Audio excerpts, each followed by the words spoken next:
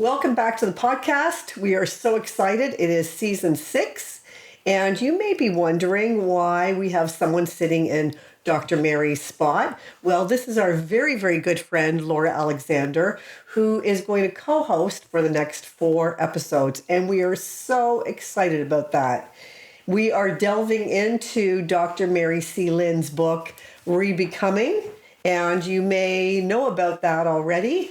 You've probably seen some of the promos, and hopefully you watched Dr. Mary's first 2 episodes of this season's podcast to let you know a little bit about why she wrote the book, the history of that, some of her own journey towards rebecoming, and we're really thrilled to dive into it today. So without further ado, I'm going to introduce Laura. And Laura, I would just love to hear from you a little bit about tell our listeners who you are and a little bit about you. Yeah, thanks for having me. I'm Laura Alexander.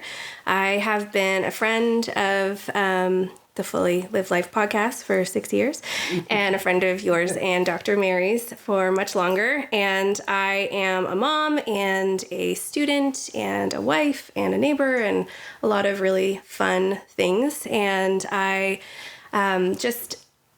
was so thankful to be invited to participate in this podcast while Dr. Mary was away, just because, like I said, I've been following along for 6 years, but I've also been on this journey of kind of healing and growing for the last 15 years of my life. And it's been a journey that I don't think is going to end anytime soon. Nope. And Dr. Mary's new book is come at a perfect time for me in my life as I explore some ideas about kind of uncovering kind of who I've always been, but also some things about myself that maybe I didn't even know that I need to unlearn or unbecome in order to be fully healing and growing in this life.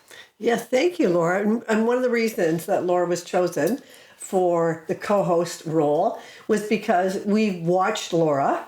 We've watched Laura's journey. We've watched Laura's growth. And one of the things that we always talk about, Mary and I, are teachable human beings. And we love being in front of people who are teachable.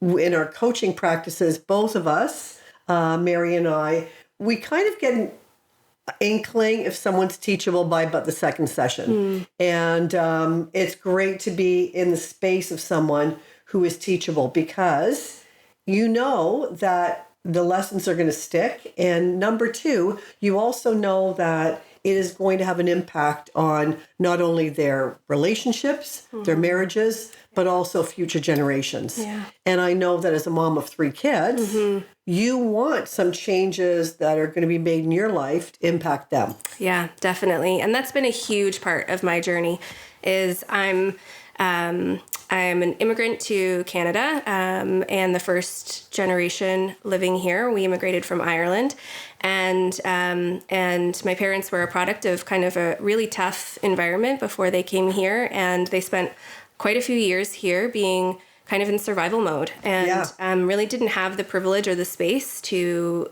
know themselves and to heal and to grow and to all of those things in those years. And so it really is a privileged space that I get to hold to be able to delve into our family dynamics and my personal dynamics and to heal so that I can pass some of those things down to my own children and give them those skills. And we practice them at home. They hear too much about it. They're probably sick of it at this stage, but it is something that I'm hoping to pass down to them. So you've got little baby guinea pigs at home. They're your laboratory. Just like Mary and I, we call ourselves the lab rats in our own podcast. Yeah, and I that sounds more controlled than it is. I wish it was. I wish it was more of a lab environment where you could control all of the factors, and you can't as a parent. But it's fun and such a great opportunity for me to learn as I learn through them too. So one of the things that I love, first of all, we're both Irish women, so we have that in common. We're both immigrants, as is Dr. Mary. So one of the things that we're always keenly aware of is that with that immigrant story, we get to have the privilege of a growth journey that our parents probably didn't have. Yeah. Because I remember my own parents kind of white knuckling through those early years as they built a home and they got their feet wet and got jobs and reestablished ourselves here. Yeah. So we have the privilege of getting things right because we don't have to struggle with a lot of that stuff, right? Yeah. It's a huge thing that has given me a lot of perspective, just coming to understand more of that in my adulthood. It's given me better perspective for my growing up years and why things were the way they were at home. And I also have to say that I've had the incredible blessing of my parents now later in life, in their retirement and in their later years, that they've been on a healing journey themselves. And we've been able to do some of this work together, which has been such a gift. And I know not everyone's story, not everyone's circumstance. And so I don't take it for granted, but it has been so helpful to be able to talk to them about some of the things, that ask them questions about, was it hard? Was it, we moved around a lot when we were first in Canada, trying to find jobs and try to get settled here. Was it hard to leave family behind? I've heard about, a lot of conflict with the family in Ireland as the economy got better, expecting us to return. And when we didn't, a lot of hurt feelings. And so even in recent trips I've had back to talk to aunts and uncles and ask them perspective about those years has been really helpful and healing for me. So I think it's a really big gift and privilege for my generation, and then hopefully for my kids too. They'll be able to take it one step further, hopefully. That's amazing. So tell me a little bit about the work that you do, because it's kind of fascinating, and a lot of people are going to be surprised, I think, by this initiative that you're involved in. Yeah. So could you tell us a little bit about that, the work that you do? Yeah, so I work for Tyndale University, and so we were given a grant. I was actually in seminary recently. I went back to school later in life, and that was a surprise in this journey that I never really expected. And as you guys get to know me, you'll hear more about that. But I thought I was leaving, and they had this job opportunity for me that really just fit. And they were given a grant to establish a center that was to support people who were in ministry, identify gaps in support, and then create new things, which I love to do. And so we get to kind of create spaces and programs and initiatives that support people who are pastors or leaders, depending on their context. And it's just been an incredible journey to get to know as someone who has been pretty well established in one area of the GTA for quite a long time and quite familiar with the ministries around here, to get to know the broader spectrum of ministries and churches across Southern Ontario it's been the biggest gift. To get to know some of the people who are in ministry or who want to be in ministry, right? Especially as a woman in ministry, there's been so many roadblocks along the way, and so yes, there have. And so to get to know some of not just other women, but some other people who are facing roadblocks in ministry and how we can come alongside and support them. And as a part of that as well, as a kind of aside, at Tyndale, we have a partnership with an organization called NATES, and they are a community who create and provide theological education for Indigenous people in North America, but all over the world as well. And it's been a gift just to kind of, from the sidelines, learn from them and in ministry, but in life, and to understand more about Indigenous perspectives and hermeneutics and theology. And it's just blown my world wide open. Yeah. And to kind of understand, too, as an Irish person who has people in Ireland, depending on kind of how far you go back, have lived in the same place for hundreds, thousands of years. And there's this concept of small I indigeneity. So people who are just native to a place for a long time. Yeah. And so as Irish people, we have a small I Indigenous identity that I've been really encouraged to explore more and understand more and more about who I am and who my family is. And as Christians, I think it's been a huge part of understanding more about why I love and I'm passionate about certain things in theology and why I do church and life and some of these things the way that I do. So that's a continuing journey for me. It's very brand new, but I'm looking forward to kind of researching and learning alongside some really incredible people. It's intriguing to me, pardon me, it's intriguing to me that this small I Indigenous is probably going to play through some of the themes of Rebecoming. Yes. Because, first of all, I think the small I Indigenous word would capture a lot of people's imagination because they wouldn't think of themselves as Indigenous. Yeah. But when they realized the place that they came from, the culture that they came from, the traditions, that they fall into that category. And I wonder how that's going to play out in some of the unbecoming of the things that we've been told that we have to do in order to fit into this box. Yes. Yeah. And re-become some of who we have lost Yeah. in that small I Indigenous. So I'm going to look forward to poking into that a little bit with you over the segments and see how that plays out. Yeah. I can't wait. I think it leads right into some of what we need to delve into today, which is this idea of the essential self. And in terms of the essential self, as you read the book, what kind of struck you about this word or this phrase, essential self, and maybe how that played into your just sort of trip back to Ireland and maybe tweaking some of that, who is my essential self? Yeah.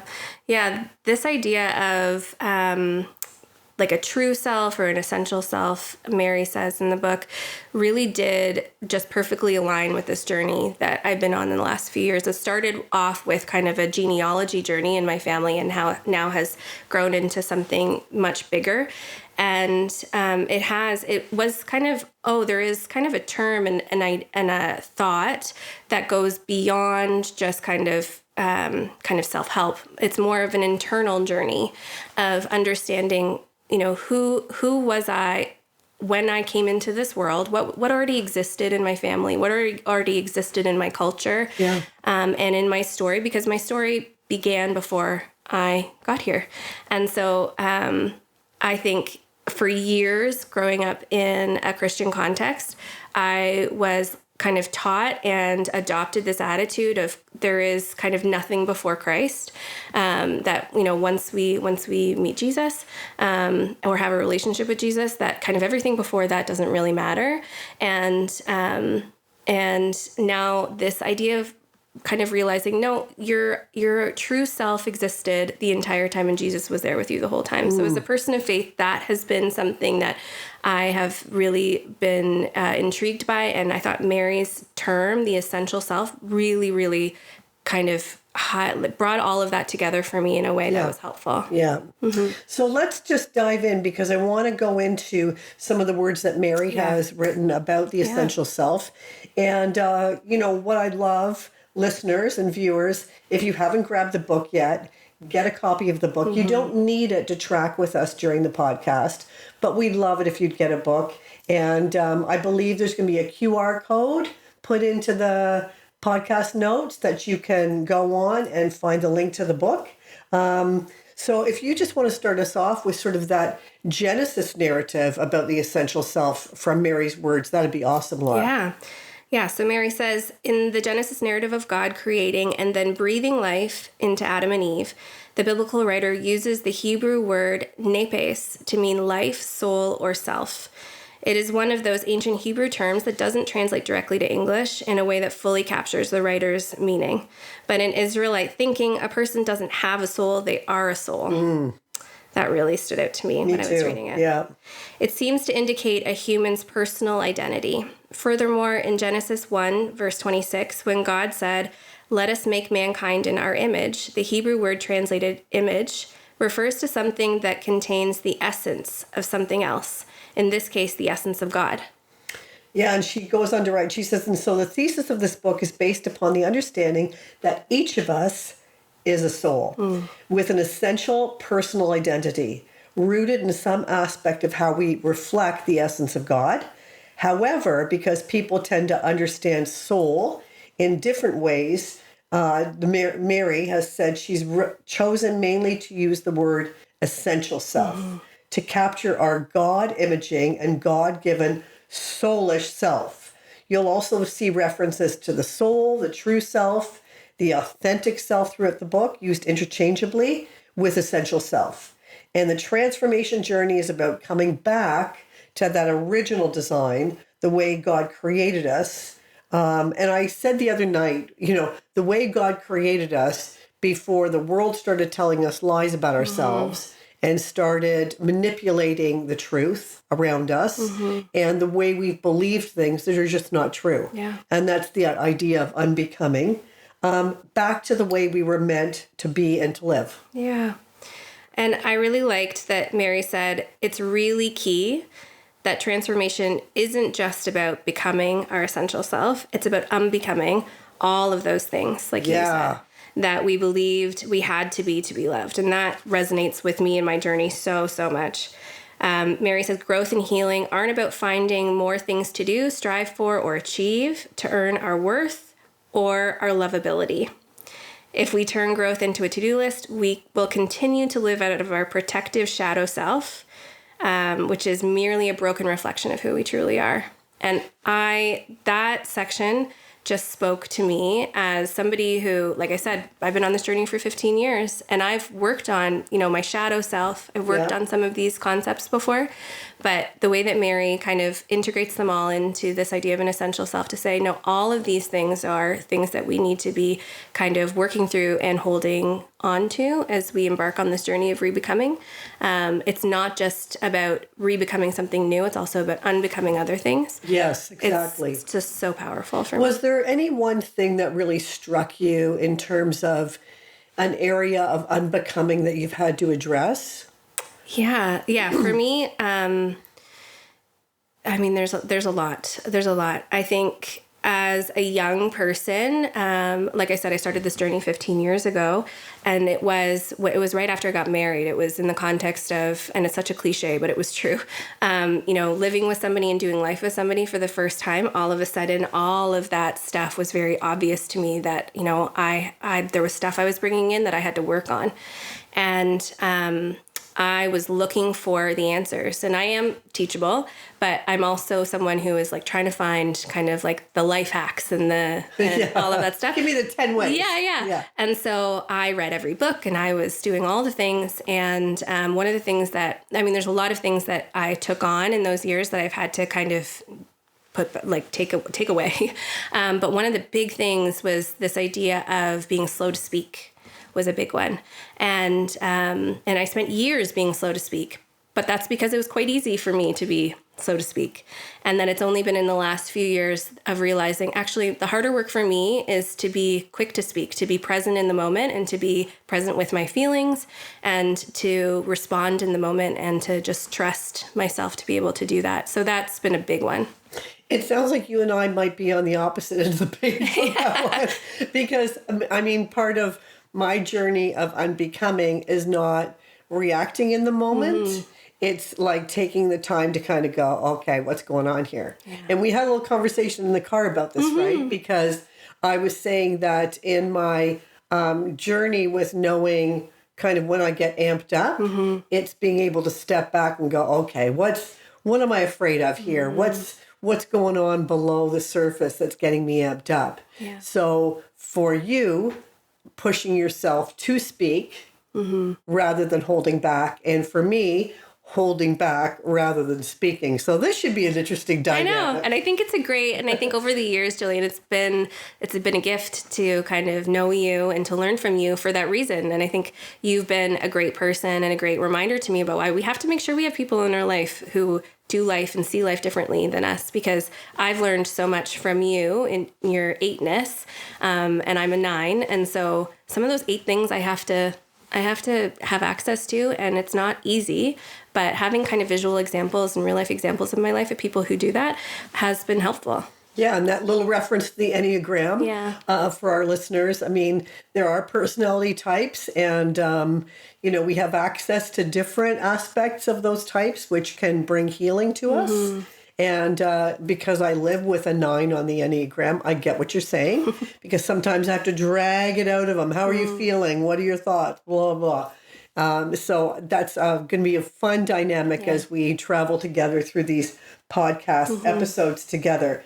So I love this idea of this essential self, this true self. And we are going to use those words interchangeably as we work through the podcast episodes. But this idea is, I'm sure as a listener, you're wondering, how do I get to that essential self? Yeah. And we're very, very quickly going to touch on just a few things. Practice self-compassion. And if the one thing that I know to be true is to be gentle with myself and to extend that gentleness to others. Yeah. The other night at Mary's book launch, I was asked to give a toast to Mary. And this phrase kept bugging me, it was in the back of my mind. And it was from this man named Ram Dass. And the phrase is, we're all just walking each other home. And when I was thinking about in the context of the book Rebecoming, it struck me that that's what we're doing. But we have to walk ourselves home too. Yeah. The more we can walk ourselves home to our essential self with gentleness and tenderness and self-compassion, the more we can do that for others. Yeah. So this idea that this book is going to help us walk home to our essential self is such a gift. And I'm so thankful for the timing of Mary's writing of this book. And then to pursue insight. So I know that, insight is one thing when it's just about the world around us. Insight when it's turned inside, Yeah. right? Yeah. It's ugly and messy, and it brings up things that we're maybe not proud of or comfortable with about ourselves. And we can see what fear and triggers we have. And we can also see, as you spoke about, that shadow self, which we'll talk about later. And then to persevere through the journey, because it's so easy to throw our hands up Yeah. and go, I'm done with this. Yeah. Like it's too hard. It's too hard. The work is too hard. It's messy. It's uncomfortable. It might even be causing stress in a relationship when we're doing growth. Yeah. Because the other person might not be like as far along on the journey as we are. So just engage in the bumpy road with that self-compassion and with a trusted friend or a therapist. Yeah. And listener, if you're listening in with this, if you have a group of people that you can form a book club with, find a trusted friend to go on the journey, read the chapters, and then get together over coffee or lunch and discuss the questions, I think is really, really helpful. Yeah. Coming off of a weekend where our small group, including the author of this book, we walked through the first section together. And even though we've walked through a lot of material together before, it was such a rich time, and it was hard. Yeah. Like there were a lot of hard conversations, but doing it with a trusted friend is huge. Yeah. So, who is Laura's youiest you? I love that that phrase. question. I know. I was trying to think. My meest me, it doesn't work as well. Me-est me, Yeah. us-iest us, Yeah. youiest you. I like youiest you. I think at my core, I am this enthusiastic, creative storyteller, and that is at my most base, most meest me. That's true. I want to say that I'm a musician, and that feels like the hardest thing to say because I'm really not. You don't know me. I'm not a musician at all, but for years in my youth, that was my dream. Like that Really? was, and I'm so passionate about music. But it is the one thing in this world and in this life that I've lived that was through a few different things. It wasn't just one thing, kind of stamped out of me really, really early and made me really self-conscious. From an angle of some failures that happened along the way, and the impracticality of, how are you going to have a successful life and make a career? Right. Some different angles. So yeah, those are some of the words that come to mind right away. Yeah. Yeah. So my youiest you, meest me, whatever it might be, is more carefree, more fun-loving, more silly, more spontaneous. But like you, that was kind of impractical, and I got scolded for it. So I got scolded for being silly or talking too much. There's an Irish expression you might be familiar with, prattling on. Yes. I prattled on too much. I used too many words. I talked too much. And so I was scolded for that. So that was shut down in me. Yeah. And I'm learning that that's okay. Yeah. That is okay. Yeah. And so as I re-become, I have to undo some of those things that were told to me that actually were not true. And I have to own that was someone else's stuff, not mine. Yeah. And in the re-becoming, learn how to use my voice more. What is the silliness that I can bring? And for me, it all revolves around having a 5-year-old in my house, because you can be as silly as you want with a 5-year-old. It's the best. Right? And you can be as silly as you want with your dog. Yeah. But put it in an adult context, and then it kind of goes, Yeah.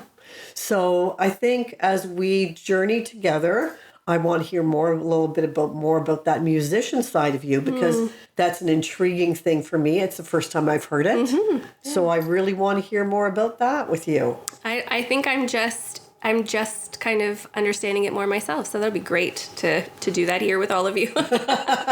in the laboratory. Yeah, exactly. Okay, we're going to have to come up with a lab name for you. Is there any lab rat name that you would embrace? Maybe there's a good Irish lab rat name that we could give you. That depends on what angle. Do you and Mary have one already for each other? Yes. There's Stella and Lucy. Stella and Lucy. Yeah. Okay, I'm going to have to choose Saoirse then. Okay, Saoirse is a good Irish name. Yeah, and it means freedom. Okay. And so it feels like it's right in line with what we're up to. We can embrace that. Yeah. So Lab Rat Saoirse, we're going with that one. Okay. All right. Well, Laura, thank you for joining me this morning in this dive into the book Rebecoming.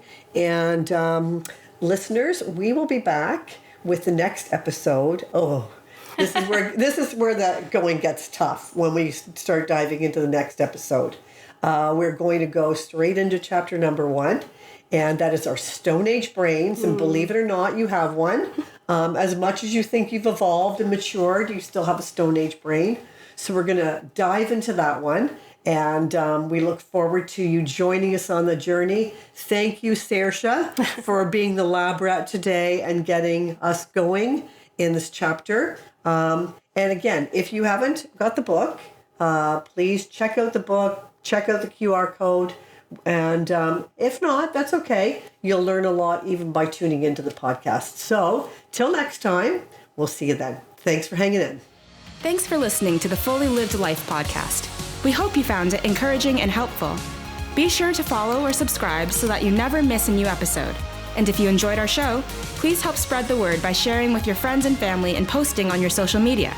Thanks for listening, and tune in to our next episode.